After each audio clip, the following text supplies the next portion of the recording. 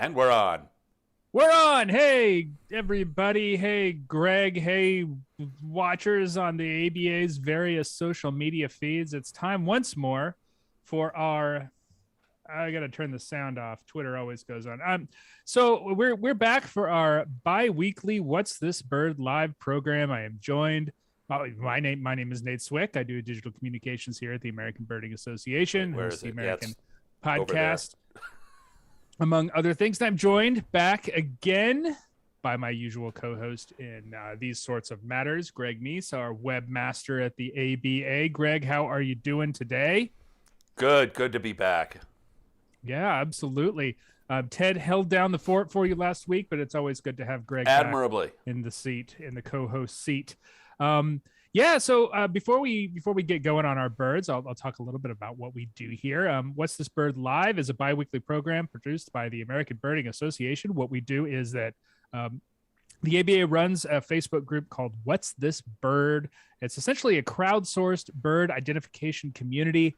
People take photos of birds that they see and they want to identify, and they take those photos and they put them online. And our friendly community of bird identification experts, interested parties, admins, all that stuff, get in. We identify those birds pretty quickly. If you can fight through the spam, which I don't know, Greg, has been better in the last couple of days, it feels like, but maybe it's just because I have not been paying as much attention as I did last week. I'm gonna say I've been up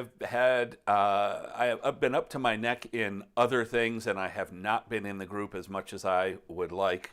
But I'm going to talk up the spam, the ban hammer responsibilities have been probably passed on to our team of admins, which does the yeoman's work taking care of that stuff. But that's not what we're here to talk about. We're not here to complain about spam in the What's This Bird group, though it is something that keeps us up at night, or at least keeps us up from naps. But we're here to talk about bird identification. Before we get going, as people are slowly coming in, I do want to plug the American Birding Podcast, which is a weekly podcast that the American Birding Association produces and that I host. And this last episode that we did was a really fun one with Amy Davis and Tom Johnson, both of which have responsibilities for the ABA's North American Birds publication. And what we did was we talked about all the coolest vagrants, rarities, all the wild bird sightings that turned up in 2021. We each did a top 5 and we talk about those. They were a lot of fun. Obviously, Tom and Amy had some great contributions to that list. We had a few overlaps, but Greg, while we're waiting here, I do want to ask your opinion on that. What was your favorite, or did you think was the most interesting rare bird seen in the ABA area in 2021? Well, the Stellar Sea Eagle, of course, I'm sure it was the top. It was the top one for all three of us. Yeah, it was the top one for all three of you. But the Bat Falcon, which was found in South Texas at the very end of the year, was a stunner in a way that maybe the Sea Eagle wasn't, because we kind of had this idea that there was a Sea Eagle floating around the lower 48, from the sighting in Texas almost a year before. But the Bat Falcon is one of those birds that has been on the radar. It comes fairly far north into Mexico, and it's been moving north a little bit, like a lot of birds have, and it's just a stunning little bird. It's a nice looking bird. It's really wonderful. I mean, it's just a really neat bird. And I'm surprised you didn't say the small-billed Elania, Greg. Well, right up in your neck of the woods. And the small-billed Elania is a stunner for another reason, because, wow, 2 of them in basically the same place, right. 10 years. Over the course of 10 years. Yeah. 10 years apart. And for me, that one was extra sweet because I was at my first ABA staff meeting in Colorado when the first one showed up. And the day that I got back to Chicago just after dark was the last day it was seen. Yeah. And I missed that bird. And it was there for a week. And I was sitting there on my phone watching all my friends get this bird. And the day I got back, it was gone. I was there. I was at that I know you were there. Board retreat. I remember when that bird was seen. I remember how antsy you were while we were supposed to be talking about the future of the ABA. But yeah, well, that was a weird situation where the bird was originally misidentified, and the picture came up, and I was sitting next to George Armistead, and I'm looking at this bird, and like held up the phone to George, and I'm like, "What do you think that is?" And he said, "That's an Alenia. Where is it?" And I said, "In Chicago." And the whole table, we were having dinner at the time, the whole table just shut up. And everybody's like, "What?" Hey, folks, if you're watching, let us know what you think your favorite ABA area vagrant of 2021 while we're vamping here. OKC Cal in YouTube says the social flycatcher in South Texas. That's also a really good one, if for no other reason, because that bird has a history of turning up in the ABA area and like immediately disappearing not more than a few hours after it was discovered. And this one has been present for almost 2 months now. Very good bird. And, you know, the vagrants, I think the last time I got a life bird in my home state of Illinois was probably about 6 years ago with a black-tailed gull, which is another stunning vagrant from Asia. But last year, I got 3 life birds, like real life birds, in my home state. And all three of them were tropical or semi-tropical vagrants. There was a broad-billed hummingbird. There was a Mexican violet ear, and then the small-billed Alenia. And I mean, that is just absolutely stunning. That's something. That's pretty wild. So, Vernon Friday on YouTube says the stellar sea eagle. Hard to not talk about that one. The ongoing stellar sea eagle, though it hasn't been seen in almost 2 weeks now. That bird's going to show up in Ireland. It's somewhere. Yeah, somewhere up there. Chris Ortega says the favorite one he actually got to see was the lesser sand plover. That was one up in the Bay Area last year. That's a really nice looking plover, even in the winter plumage ones. Real flashy one. Marie Rust says, "Hey Marie, take Sprague's pipit at Whitefish Point in Michigan and roseate spoonbill in Saline, Michigan." Roseate spoonbill actually made the list of the birds that we talked about with Tom and Amy. Just the nutty eruption that we had with both limpkin and roseate spoonbill in late summer last year that they turned up all over the place. I believe that Michigan one was a first state record for Michigan. So Wade Baker asks on Facebook, do we take write-in questions? Yes, we Absolutely. do. That's why we're here. So write in your question there. We'll do our best. Yeah. If you've got questions about birds, birding, anything, we'll take those questions as we go. What we typically do here, and we'll get started on that very shortly, is we take some images from the What's This Bird Facebook group that we have seen over the last few days that have, particularly interesting, have some ID challenges that we can talk about. And Greg and I break them down, talk about why the birds are what they are to the extent that we can do so. And we'll take any sort of questions as they come along as well. One of the great things about What's This Bird, and we talk about this almost every time that we do this, is there's a seasonal aspect to the What's This Bird group. We tend to see the same sorts of birds every year at the same time of year, because obviously people are sort of focusing on gulls right now, or sparrows, or winter finches, or things like that. And then in the summer, we'll see things like wandering waders and shorebirds and all that stuff. It's kind of a neat thing that we do. So we've got a nice selection of winter stuff. Baby birds. Oh my goodness. Yeah. The baby bird stuff. Yeah. So we've got a good selection of kind of late winter favorites to talk about here. Shall we jump into it? Let's jump into that. Let's just dive in here and let's see what do we've it. got. Let's do the thing. So this one comes from Dietrich, Illinois, and Illinois. We have had I'm sure. Well, I'm not sure, Nate, because I'm not sure exactly where this monster storm that's going everywhere from southern Texas all the way up to Maine, dumping ice and snow and wreaking havoc. But it swept through Illinois. It's currently dumping rain on us right now. Okay.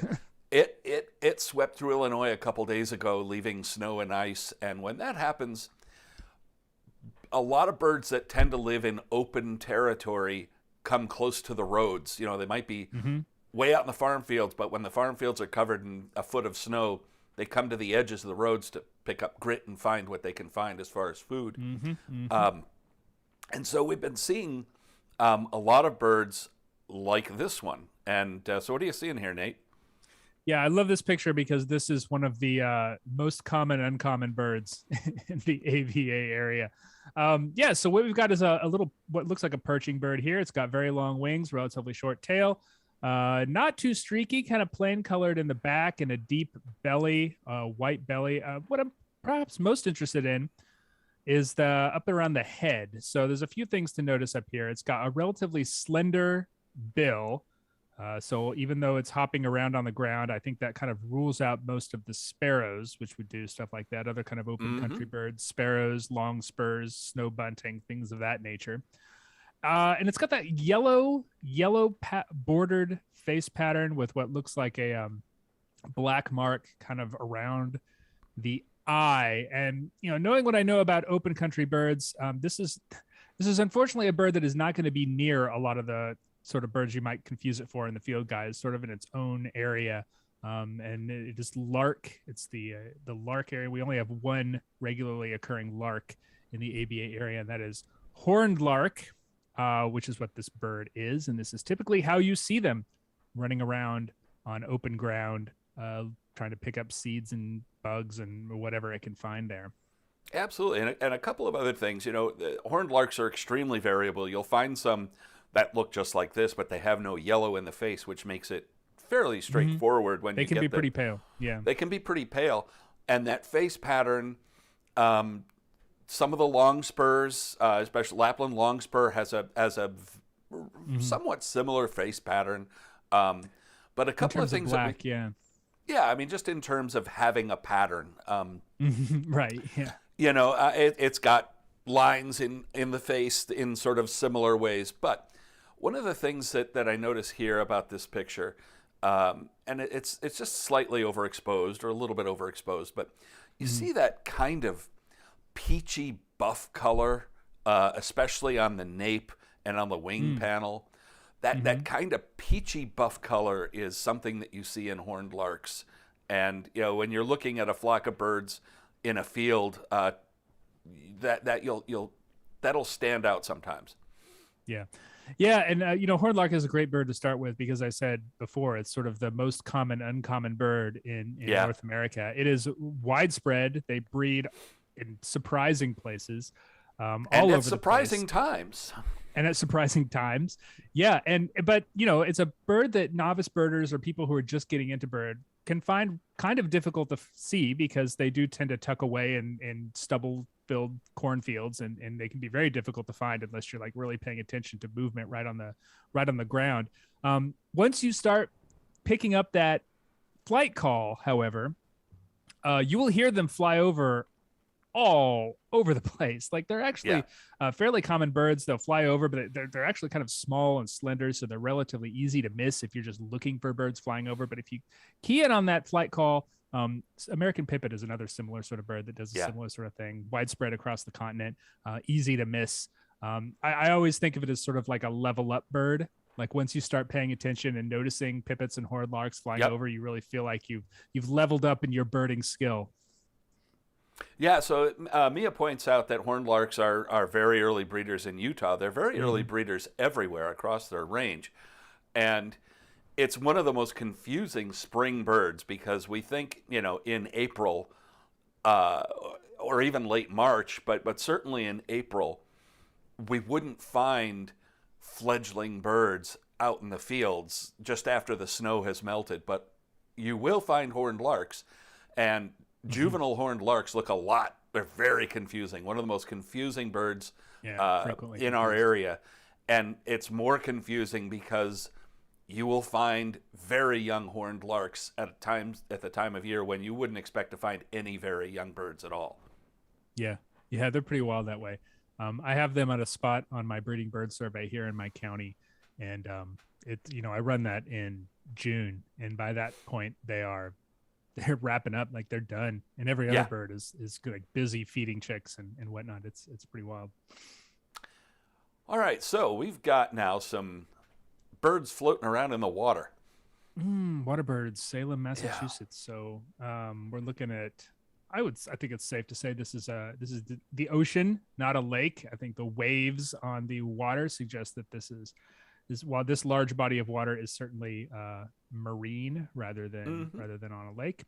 And also this sort of collection of birds we have here are birds that I associate primarily with bays, near shore waters and whatnot. Are we identifying all of them, Greg? Well, is there any particular one that they had a question with? We can do all of them. Well, I think the two, if you float through the ducks. All right, so these are, Mhm. let's just assume that these are ducks, because that is the first general assumption when you see a bird floating around in the water. It's a duck. If it They're swims not like a loons duck, because the bills are too thick for loons. The bodies are a little bit shorter. Loons tend to have very long bodies.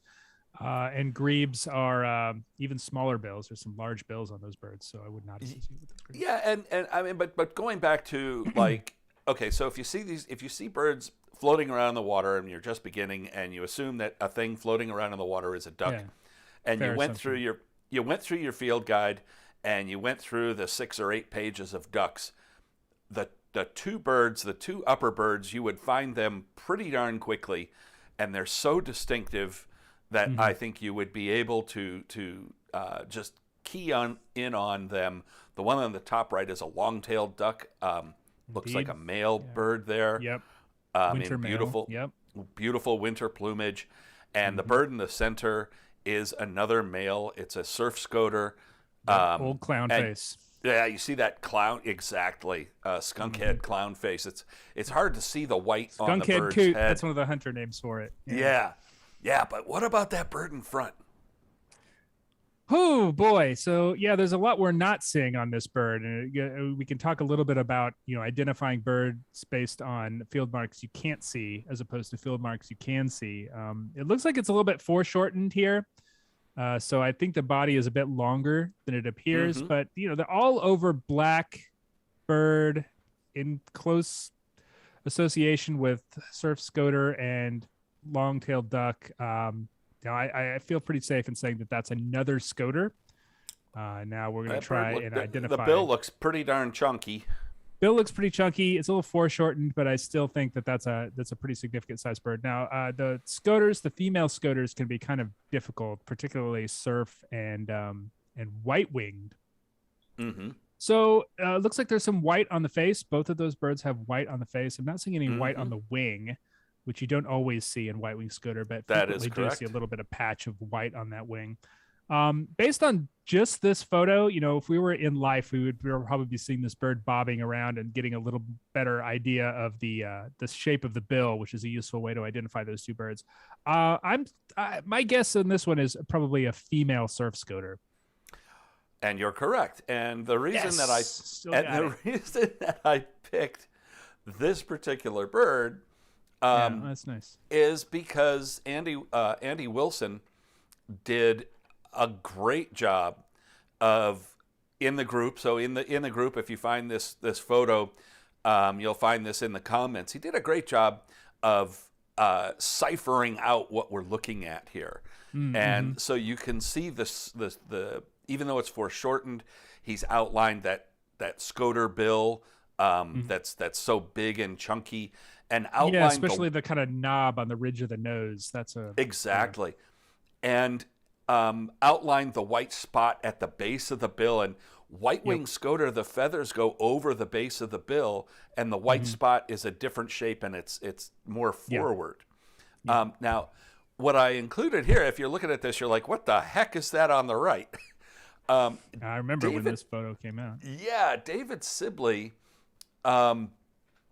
did this wonderful blog post about this bird. This bird showed up in the Carolinas at a feeder, and it caused a bit of a thrill, because some people thought that it might be the first North American record of common redstart, which is a European species that has a black face and a white crown and buffy, and looks just like the bird at the top. Very much, it's like an optical illusion. Yeah, it is. But what we're seeing here, and if you go looking for, and if I can, I'll drop the link in the chat in Facebook. But if you just Google Sibley perspective on a mystery bird, you will find this blog post very quickly. This is a Carolina chickadee, and it's looking up. It's looking straight up with its left eye, and Sibley in the lower picture draws the eye and puts a green arrow on there, and what we're seeing that looks like the bird's face is actually its throat, and the white cheek looks like the bird's cap. And Pictures like that can be, and like the scoter, can be very confusing if all you have is just the one photo to go by. For sure. Can you go back one to the picture of the 3 ducks together too? There's one more thing I wanted to point out with regard to white-winged scoter. I where I live in North Carolina, we get all 3 scoters with some regularity on the coast. Surf and black are quite common, white-winged slightly less so. But white-winged to me is always like a really massive duck too. I think it's something like 30% bigger than some of the other, than even surf scoter. So it's a fat, large-bodied, robust bird. And when you see them sitting next to each other, that really stands out. It very much looks like a bigger duck, a bigger bird. And when they're flying in flocks, which is frequently how you'll see them a lot of times where I live, big long strings of scoters going up and down the coast. They'll stand out there too because they're just a bigger bird, and also the white in the wings when they're flying. That's a lot easier to see. And yes, you dropped perspective on a mystery bird there in the comments on Facebook. I'll grab it and put it on YouTube as well. But yeah, so this book, this bird looks more or less the same size as the surf scoter that's behind it, and so that's another kind of point in favor of surf scoter. Absolutely. So here's a fun one. This comes from the country of Uruguay. And Uruguay. We don't do Uruguayan birds. Yeah, we do. We'll do birds from anywhere if we can. And it's amazing how the group has gotten so big and so good that even strange birds from bizarre places, at least for us that are stuck in places like Chicago, wonderfully bizarre places, I should say, like southern South America, they'll get identified pretty quick. But this is a bird that almost everybody in the ABA area should be familiar with.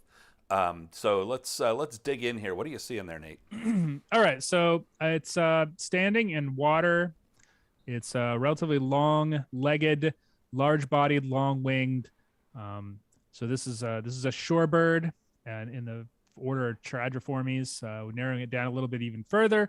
It's got a relatively blunt, short bill, which is more in line of plovers, particularly plovers of the genus Pluvialis, which is a plover genus that which includes all the golden plovers, American, Pacific, and European, and the black-bellied plover, which is all 3 of which can be found in North America to some extent, some more likely than others. But they're long-distance migrants. A lot of the golden plovers are, and they go all the way down into South America pretty regularly, which I'm not trying to seed the identification of this bird. It's just something to think about.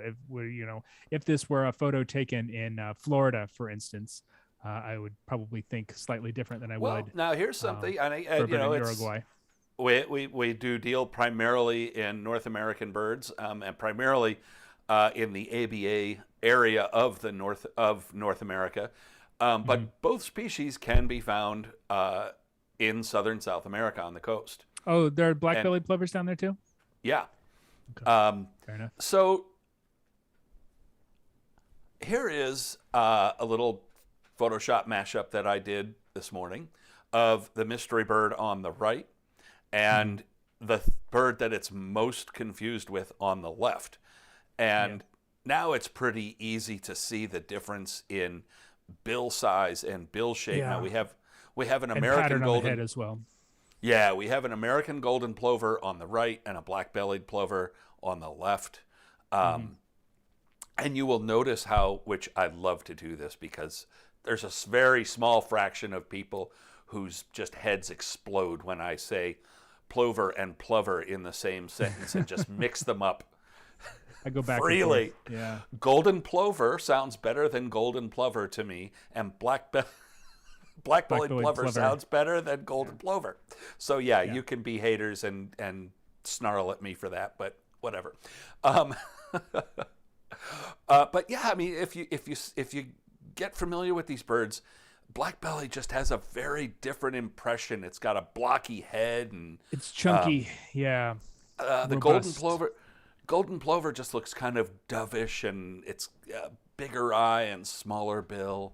And the bill is small. There's a clear cap on the head, which is something you typically see more with golden plover than you do with the black-bellied black-bellied plovers, which seems to be kind of more white. And also, a thing that really stood out to me on this bird is look how long the wings are. Exactly. Those wingtips are always, they're stretching beyond the tail. They're even crisscrossed at the end, which is like the symbol for like very, very long wings. We talk about things like white-rumped sandpiper, Baird's sandpiper. They have kind of wings that crisscross at the end because, this is a bird that migrates very long distances. It's a bird that breeds on the Canadian tundra, Alaska, Canada, and migrates all the way to southern South America. So the longer wings typically are more efficient for flying long distances, which is why birds that are long distance migrants, like American golden plover, they're going to have very long wings compared to black-bellied plover. See, I'm doing it too. I know. Which have shorter wings, and it's a shorter distant migrant. Black-bellied plover winters frequently on the coasts of the southeast United States. Pretty common bird that you'll run into this time of year. Yeah, and they don't migrate as far. And the wing length. I mean, you can see how much of the primaries are sticking out beyond the tertials on the right versus on the left. And again, as Nate pointed out, past the tail there, that's a clue, a good clue for black-bellied plover that people tend to overlook because they spend a lot of time looking at the bill. So that's something else to keep in the toolkit there. Yeah, these birds that have really long wings, always, maybe this works for folks out there, maybe this doesn't. They always look pointy to me, right? So the whole body is like really kind of elongated and pointy at the tips. This is true of a lot of different long distance migrants. I'm thinking of things like, Blackpoll warbler, really pointy wings. Lesser blackback gull, really pointy wings. Like these are birds with very long wings, and that's how it sort of manifests when you're looking at the bird when it's perched. They look pointy. Absolutely. So now we're kind of getting into the snow, winter birds at feeder portion of our program here. And so the question is about the bird on the left. Now we're going to kind of, Ted might. Okay, I was gonna go down the Ted. How do we know? Well, we're looking at the bird seed. I think everybody knows how big sunflower seeds are. So, and how big this feeder is. Like so we can tell how big we can tell how big these birds are. Okay, the bird on the right is yellowish buff with black wings and bold wing bars. So go for it, Nate. You see a lot of these yellowish buff. Big, bold wing pattern, relatively short black beak. It's a American goldfinch, a winter plumaged American goldfinch. This one looks like a male, I would say, because it's actually pretty bright. Yeah, I would those agree. Wings are black, right on your face. Yeah, and it's a common feeder bird across much of the ABA area in cold weather, especially if you have thistle feeder up. They love that you will stuff. When the goldfinches come through your neighborhood, they will clear out your thistle. But the bird on the left is a bird that we don't see that frequently, but they do tend to move in what's called eruptions, although they don't they are regular migrants, but some winters you'll see more than others.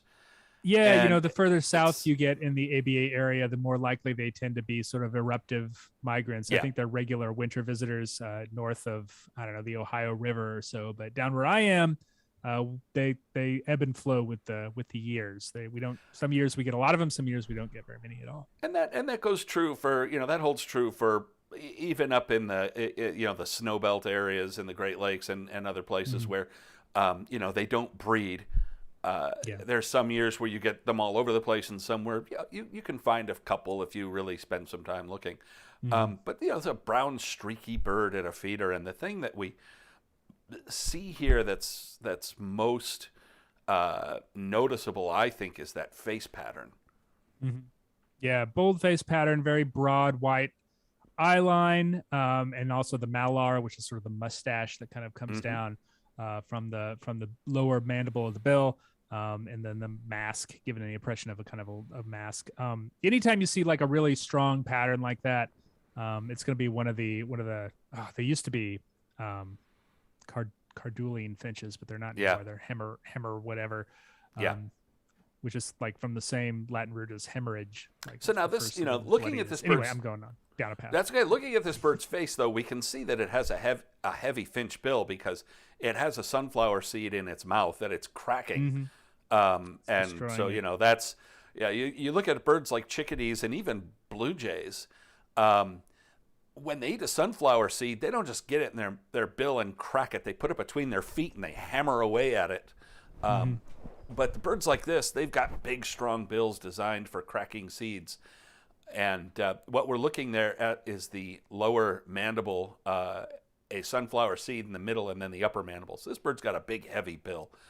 And that heavy face pattern in Kansas in winter, you put all that together, and we're looking at a purple finch in Indeed what could be called winter or female plumage. And the reason I say that is that I see a little bit of green in this bird's wing panel.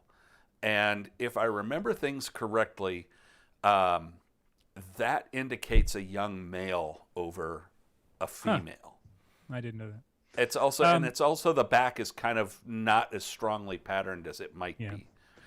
Yeah, the confusion species for this is obviously house finch, which is a Western species that was introduced in the East in the 1940s and has since spread all over the Eastern United States and Eastern Canada, kind of meeting in the middle in places like Kansas, which it tends, wherever I see a house finch, based on what I'm looking at this bird, the streaking on the flanks is much more precise here, whereas house finch is sort of a muddy brown all over. And just in general, the pattern is so muddied on a house finch, on a female house finch. It doesn't show that bright white eye line. It doesn't show the streaking very well. It's kind of grayish brown all over and kind of muddy looking. You can't really see the bill here, but they have a curved culmen, so the upper ridge of the bill is curved, so the bill kind of looks blunt, as opposed to a purple finch, which has a straight culmen at the top of the bill, and it makes the bill look sharp, pointy. I'm using pointy a lot to describe birds, but yes, that's all right. Yeah, purple finch there. And we're also seeing a little hint of pink in the wing bars. Oh yeah, look at that. Rob Fanning rightly points out, purple finch, miniature female rose-breasted grosbeak. And in fact, that is the bird you may be inclined to mistake it for in the spring when they both might be present. Female grosbeak has that similar sort of face pattern, but it's just like altogether a much larger bird with a larger head and a gross beak, like a really large beak. And the pattern on the back of the neck. And if I had more time this morning, I would have done a comp with all three of those to show the difference. But looking at it from this angle, the pattern on the back of the neck, around the back of the auricular and the nape is different on a grosbeak. And when you see them side by side, when you see them alone, you're like, oh, but when you see them side by side compared, it's pretty distinctive.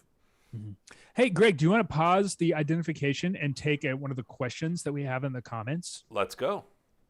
Wade Baker, who was questioning about write-in comments, asks, he was curious, what are your favorite books in your bird libraries? I have one right here that I was using just this morning. And it is Steve Howell and Steve Howell Hold it and right in front of Ian you. Lewington and anyway, it's Rare Birds of North America by Steve Howell. I love this book. It's probably one of my favorite bird books in my bird library. It talks about basically rare birds and vagrants in North America, and by North America they mean the ABA area. It is a little out of date now. It came out almost 7 years ago now, I believe. So not all the birds are in there. I've actually written mine up by writing all the rare birds that have come in. You've ripped it up so much that it's gone. It's back now. Yeah. Anyway, that's one of my favorites, and I've got it right next to me because I use it so frequently. I've got an upstairs bird book library and a downstairs bird book library, and all my good ones are downstairs, but this one is up here on my desk next to me. What about you, Greg? What are your favorite bird books? Well, I think if you want to define favorite by the one that is in my hands most often and is sitting on my desk 24/7, it is the Sibley Guide to Birds. In my opinion, this is the book that all others are measured against. The app is wonderful. Now we may, you know, if I like Nat Geo, but I like Sibley too. that's Actually, fine. they're both That's amazing. Nat Geo's a They're great both Nat great. Geo's a great book. But if you ask me which is my favorite right now, that's it. However, it's it's narrow. I do have a bunch of stories, books, versus reference guides. And one of my favorites is Parrot Without a Name by Don Stapp, which is a story of going into the mountains of central eastern Peru to find new species of birds. It's a wonderful story. Oh, cool. Yeah. Well, that's a great question. We can talk about bird books as much as we can talk about birds, but I just wanted to acknowledge. Yep. Every year, two things about bird books. One, if you go to the ABA website and go over to our book reviews, you will find reviews of all kinds of bird books. And absolutely. Nate, Frank Izagiri does a great job. He does a wonderful job there. And Nate, you do a yearly wrap up of bird books on the podcast. That is, I think it's your #1 most listened to episode every year. It frequently is right up there. Yeah. And it's a really good roundup of books that were released in whatever. I mean, going back now, 4 years now. Yep. With Donna Schulman and Frank Izagiri. They're great. And usually, and I think you talk about 10 different books frequently. We could talk about books for many hours between the three of us, but we try to break down our favorite 5 of any given year, and we talk about those. And there's a fair bit of overlap typically, but every once in a while, one of us will throw in something that's different, unusual. But yeah, great to talk about bird books. Vernon Frede asks on YouTube, what do you think of the old Burgess bird book for children? Would you think that a modern field guide would be a better introduction to birds? I am not familiar with that book. Are you, Greg? I'm sure I've seen it. The name rings a bell. Yeah, the name rings a bell, right? I started birding when I was 7 years old, and I know, from what I have seen of young birders starting at the age of 5, 6, 7, or even younger. I mean, our buddy Skillet Head Crotalus has a 4-year-old boy at home. You cannot give them enough information, and you don't need to feel that you have to start with something that's really super, super simple and basic. You can give a kid something like a local field guide and meant for adults, and they will just devour it. Yeah, that's the truth. I am trying to set up Twitter. I messed up for those people who are maybe watching on Twitter. I screwed this up and I'm fixing it. Here, I'm creating the broadcast now. I accidentally set it for only 30 minutes instead of an hour and 30 minutes. I tried to solve my problem and then I made it worse. So sorry, Twitter. We're back up. Okay, this is just, first of all, I love this. Like, this picture isn't overexposed, in my opinion. This is in the fog, and I love that part of the fact that it came from Oregon. And it's just a shot of a bunch of birds in a foggy treetop. And what do you see in here, Nate? So big flock of birds in a pine tree. These are all sort of streaky little finchy things with relatively narrow bills, but still that classic conical finch shape. What really stands out to me, however, are especially that bird that is, we've got the twig that is standing up straight. It's probably at about the 7 o'clock position. That bird has bright yellow wing bars.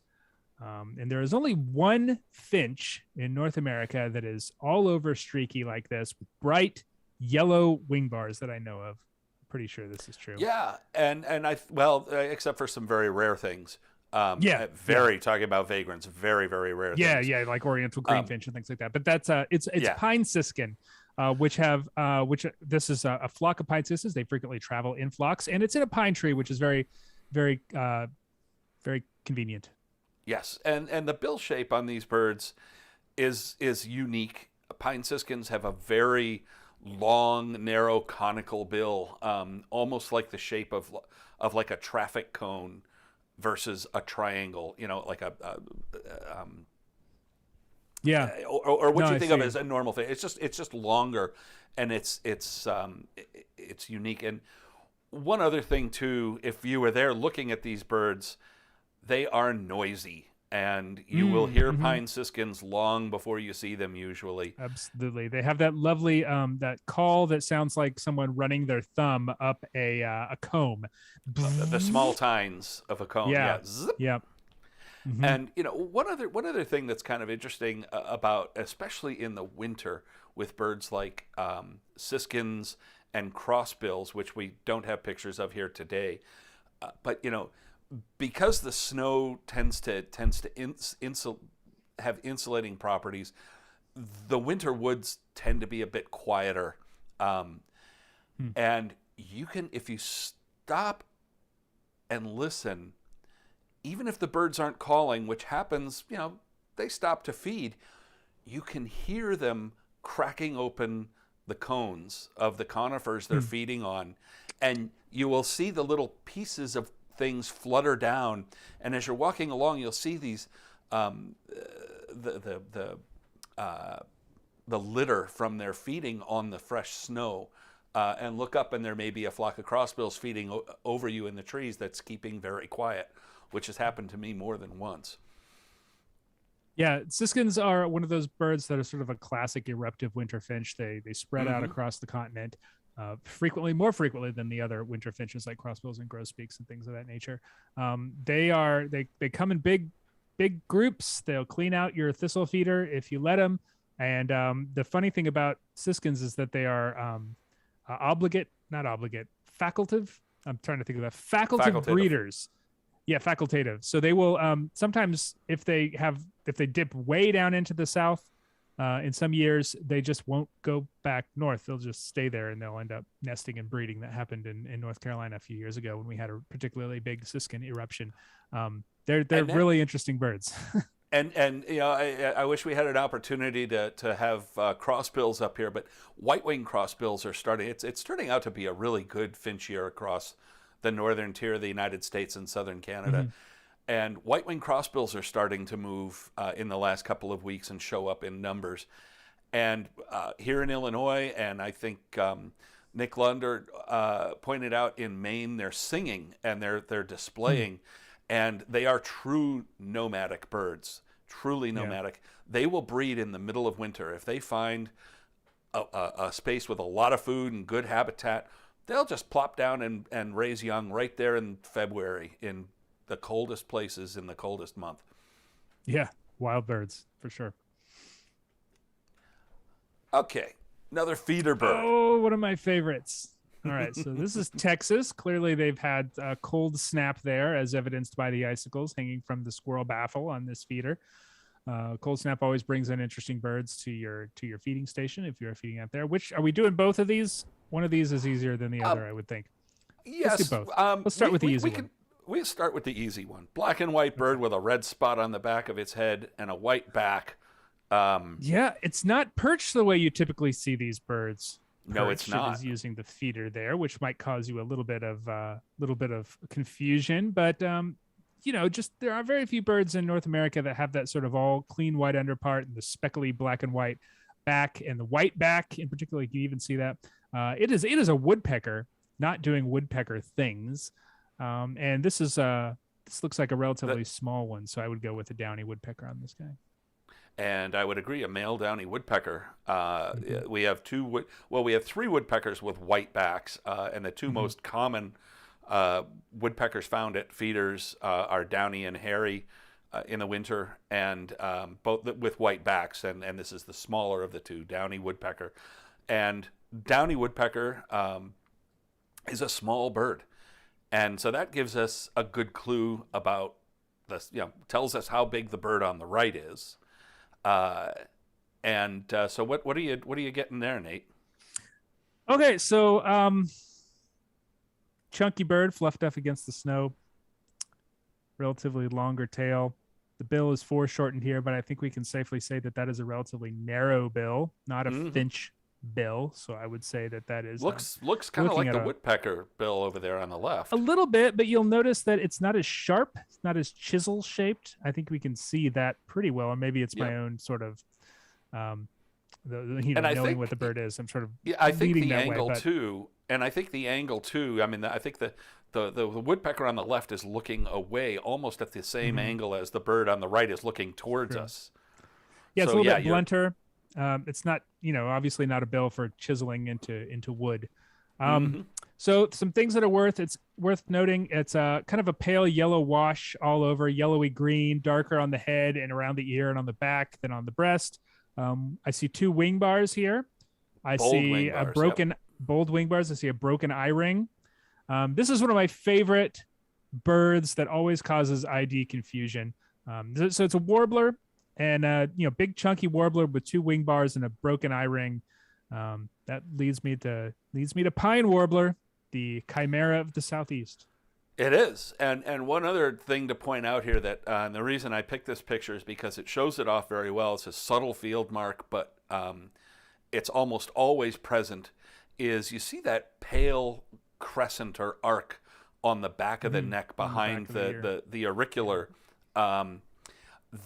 That pale collar, if you will, is almost always present in pine warbler. Yeah. The pine warbler looks like a lot of different birds.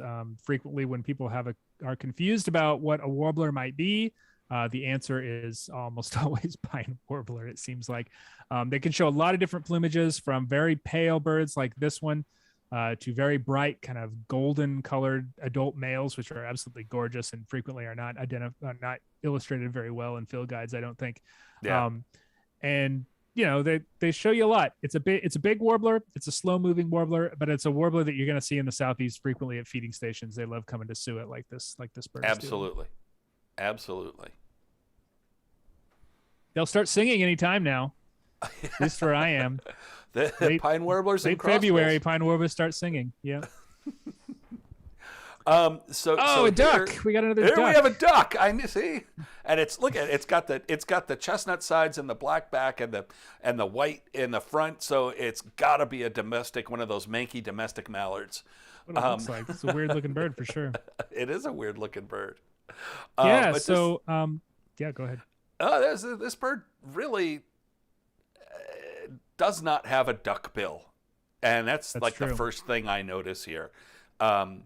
Is if you're brand new and you flip through all of the ducks, we got a pretty good look at the bill shape and size here, and you're not going to find anything in the ducks that looks like this bird. I'm trying to think of ducks that have bills like this, and the only one that comes to mind is maybe if you get a certain angle of like a green-winged teal, which has a relatively short, stubby bill for a duck, but it's not shaped like this. It's not pointed at the tip. Now, some other things we're seeing here is just the overall shape of this bird. It's very compact. It's the butt is very round. Ducks, no tail. Again, ducks tend to be ducks are long distance migrants for the most part, and they're attenuated.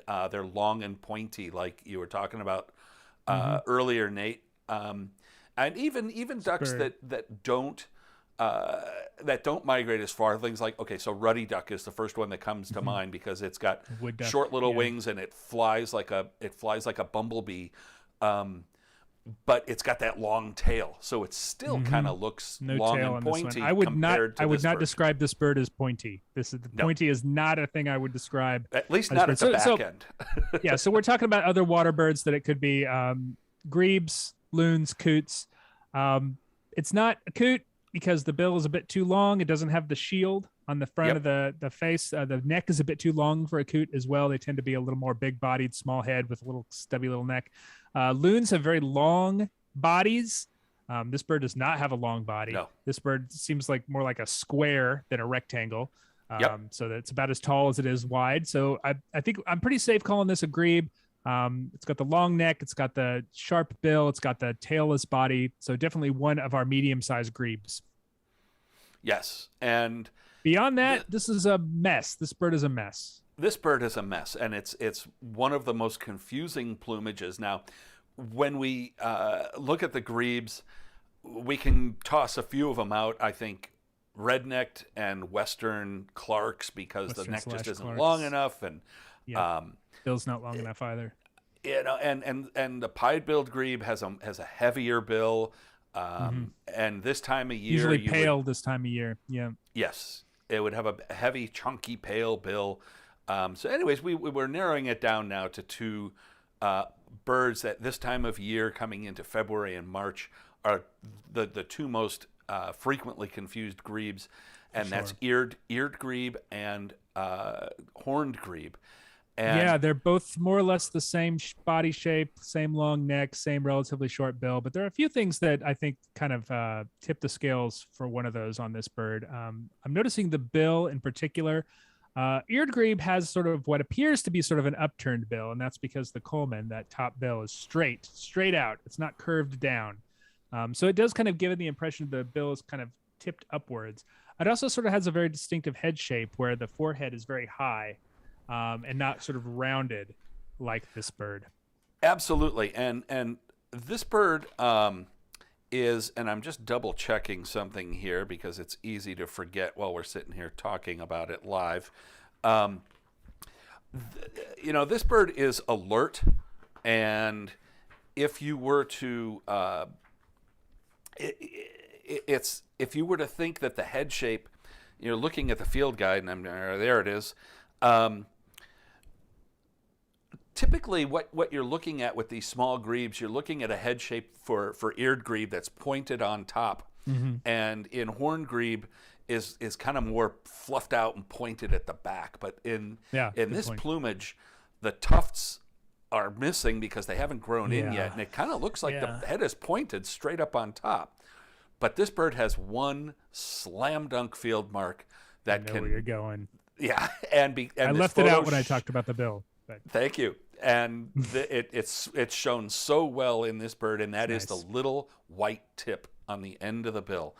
And horned grebe in every plumage has that little white tip at the end of the bill, and eared grebe does not. And if you can see the bird this well enough, exactly, you're going to see that every time. Although I will say that these birds have given me trouble in the past.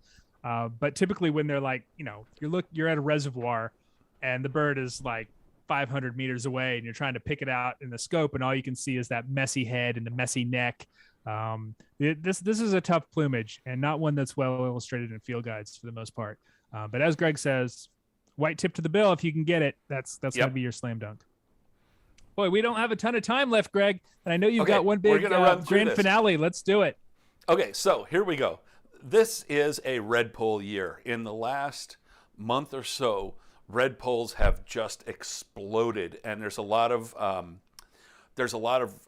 speculation about why this year in particular, because the finch forecast said the food supplies were really good. Well, my personal theory is all of the wildfires in Canada burned up a lot of birches and alders and things that they typically feed on when they stay north. And this is a common redpoll.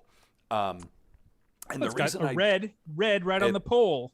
Exactly. And they are showing up at people's feeders all over the place. And they're starting now to be, they're showing up regularly now all the way down to I-70. And I think for those of you in the South who want to see a redpoll, this is probably going to be the year in the next 2 or 3 them every once in a while. Weeks. This is going to be the year to get redpoll. So put those thistle feeders out.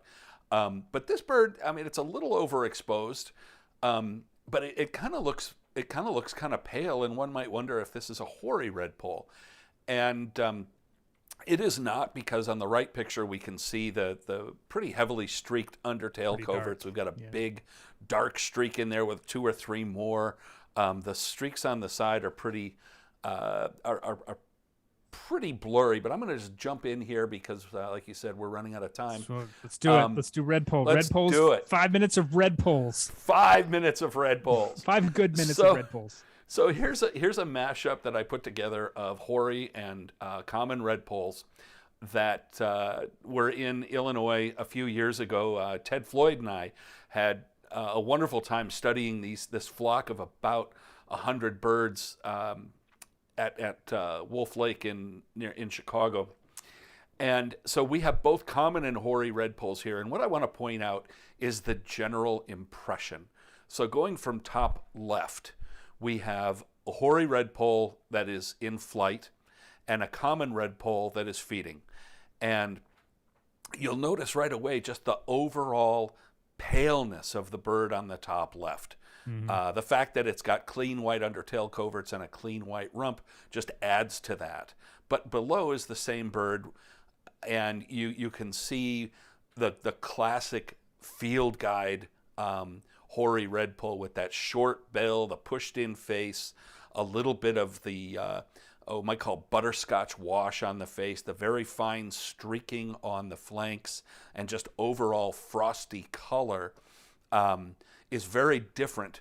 And at the top right, here we have a common in the background on the left and that same hoary redpoll on the right. And again, you can see how the hoary kind of stands out. And again, we've got the hoary on top and we have a common on the bottom. So if they're feeding in the alders or the birches, you usually get really good looks at those undertail coverts, and you can see very easily there the difference in the undertail coverts as well. You're making me think that I had a bird when I was in Alaska a few years ago that was in a flock of common redpolls, and it was bigger and paler.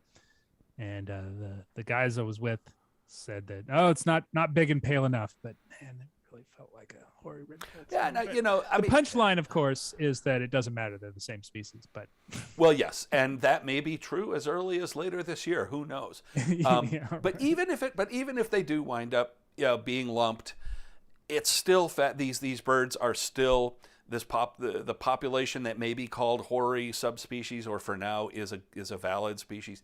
These birds, they breed further north than common redpolls. They are different. And when you have the opportunity to study them, houries have just started showing up in Illinois and places around the Great Lakes.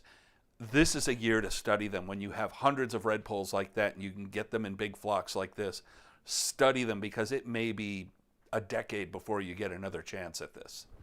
Yep, good point.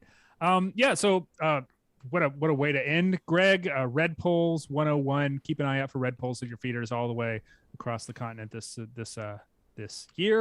winter. Before we go, we've only got a few more minutes left to go. I just want to say thank you to all of you who have joined us this afternoon. We really appreciate you asking great questions and having great comments. It makes this a lot more fun to when you guys are here. Thank you so much for that. If you enjoy this sort of resource, if you enjoy people talking birds live on your Friday afternoons, please consider supporting the American Birding Association through your membership. The link is right above Greg, aba.org/join. We have a lot of different memberships. You can join at a lot of different levels. You help support us here. You get a lot of cool magazines. You get some discounts to our partners. There's a lot of good reasons to join the ABA. Besides helping us continue to talk to you all about birds. Thanks again to everybody here. aba.org/join.